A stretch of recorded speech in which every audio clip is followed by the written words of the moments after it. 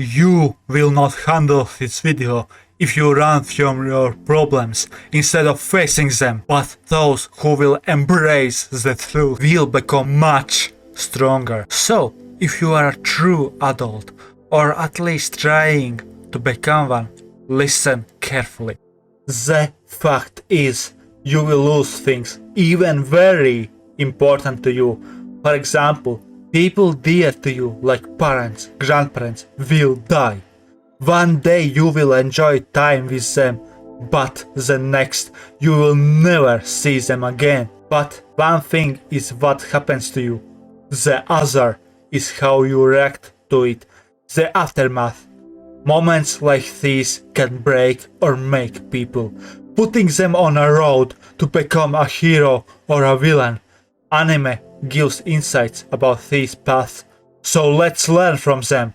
Let's start with a thought experiment. Think of someone you very much care about, a parent, a best friend, or even a pet.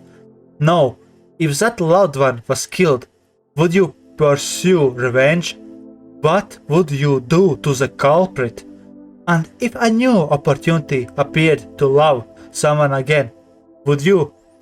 These are questions that plagued 12 years old Dio. He loved his mother from the bottom of his heart, the only light which made the slums where they lived, and his abusive father's treatment bearable. The father's craving for booze was so severe that he worried his wife to death. It broke Dio. This was the final push that made him cross the line. He poisoned his father and made the vow to never be so helpless again by being at the top of this wretched world, no matter what. Due to the possibility of feeling so devastating pain again, he was determined never to open up and let somebody in his heart. That is why, even after being accepted by a loving foster family, he betrayed them by trying to kill his foster father and steal their riches. This is a great example of how lust turns somebody into a despicable villain by enabling a person's worst instincts, such as blind revenge fueled by rage. Dio belongs to the first group of reactions, an aggressive reaction where destroying the enemy becomes by far the most important thing, even if must go against the world. In the case of Dio, it is a self-made tragedy. We saw that his foster father truly loved Dio, and his foster brother Jonathan would too, if Dio did not antagonize him. If he truly accepted their love, Dio would slowly heal his broken heart. Moreover, like in the rugby game, Jonathan and Dio together would achieve great things and be at the top of the world, eclipsing Speedwagon's foundation in the official version. And what Speedwagon did was not a small feat, leaving a legacy which significantly impacted the world even 60 years after his death. Dio would have achieved true happiness if only he had a better reaction to what happened. Still, Dio is not the only monster born out of pain and blind revenge. On a more morally grey side is Lelouch. His desire to avenge mother's death was so large that he had no problem killing countless soldiers and even sacrifice own allies. There was no tactic too despicable. To manipulate and lie became his second nature. Also, on the one hand, he freed people from the oppressive regime. On the other, his means were heartless. Nevertheless, Lelouch's reaction turned him into a cold-hearted monster who leaves destruction in his way. And then there is Twilight. After the death of his parents, he became a bloodthirsty monster, hell-bent on killing the enemy. But after revelation about the bigger picture, became much more pacifistic. Like Lelouch, For him to manipulate and lie is as natural as to breathe. He will beat up people if necessary, but he draws the line at killing and sacrificing other people he has meant to protect, even if must go his way out, because he also has a third way of reaction, which will be expanded on later. Still, before Operation Strix, the way he reacted is somewhat similar to Dio, making him put everybody at arm's length, be ultimately alone. And with it, he never truly got over what happened with his parents. We see how unpleased Twilight is, where Anya's crying reminds about his repressed memories. In so many ways, Shu is similar to Twilight, ready to discard own identity and life for his goal. We see Shu's self-destructive trajectory each time he uses the demonic power. It takes a piece of Shu. He clings to memories of the traumatic event so much that he is ready to sacrifice all pleasant memories, ultimately leaving only hatred and eventually becoming an empty shell. Like Dio, he sacrificed a bright future because cannot let go of the past. So, what can we learn from those characters?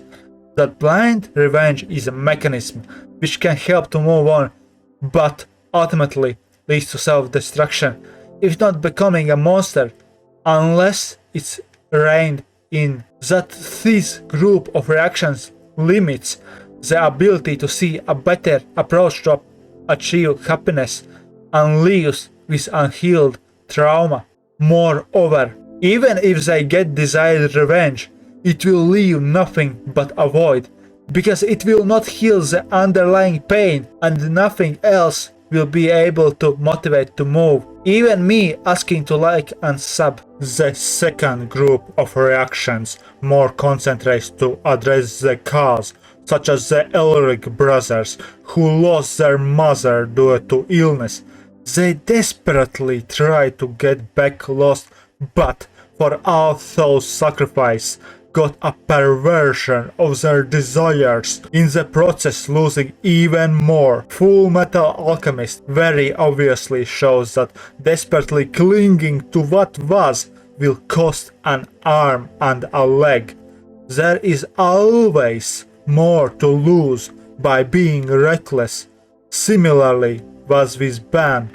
Given the opportunity between reviving his beloved or killing the best friend, after a huge inner struggle, Ban ultimately chose his friend, at that moment embracing the future over the past, therefore taking a huge step toward healing.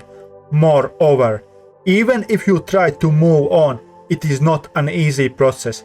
Ban chose physical pain over mental by letting to be captured and tortured. He tried to overcome inflicted mental scars, even somewhat forget about them, but still, his life was heavily, negatively impacted by the scars. At all costs, trying to forget the past without making peace with it can make you act very recklessly. How many people have not destroyed their lives by drinking, using drugs, and so on, just to escape the painful truth? And these painkillers are not limited to just addictive substance. It can even be work, pushing yourself over the limit just to avoid suffering, in the result sacrificing physical and mental health. The third group of reactions turns pain into strength to do good. Wash the Stampede turned pain from losing a dear mother figure into power to stick to her pacifistic way of thinking, sparing everybody's life. Even if he is pushed in the corner, Vash will go his way out to neutralize opponents without killing. Pain is what happens to a person, but suffering is caused by the person's reaction. So instead of running away, Vash embraces the pain to process it and avoid suffering. Vash knows that the mother figure lives in his memories, and by doing good, Vash honors her legacy, not truly letting her die, showing that the duty of the living is to live for the dead, honoring their given efforts and love. Moreover, they would wish loved ones to be happy. Similarly is with Speedwagon, who, despite being a hardened criminal, embraced a kind heart of Jonathan and was inspired to do good. Even after the death of his dear friend, Speedwagon honored Jonathan by creating Speedwagon's foundation to develop science, help to fight supernatural threats, and support Jonathan's descendants. Even 60 years after Speedwagon's physical death, he still in some way helps to make the world a better place and carries a piece of Jonathan's legacy.